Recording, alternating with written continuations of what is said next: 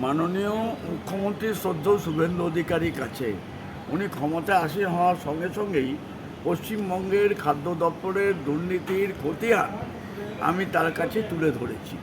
ওনার কাছে তুলে ধরেছি, রাজ্যের বিজেপির মাননীয় সভাপতি শ্রদ্ধেয় শ্রমিক ভট্টাচার্যের কাছে তুলে ধরেছি এবং রাজ্যের মাননীয় মুখ্য সচিব মনোজ আগরওয়াল সাহেবের কাছেও আমি তুলে ধরেছি যে শুধু জ্যোতিপ্রিয় মল্লিক আজকে বদনাম হয়েছে, কিন্তু জ্যোতিপ্রিয় মল্লিকের পরে খাদ্য দপ্তরে ধারাবাহিকভাবে যেভাবে দুর্নীতি হয়েছে, মানুষকে রেশন থেকে বঞ্চিত করা হয়েছে, সেই তথ্যগুলো আমি তুলে ধরেছি।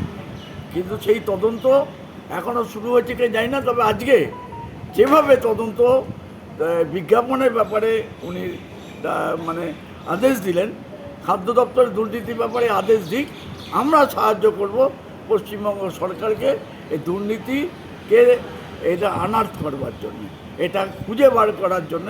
যদি কোনো আমাদের সাহায্য লাগে আমরা সাহায্য করতে প্রস্তুত আছি। Subscribe to One India and never miss an update. Download the One India app now.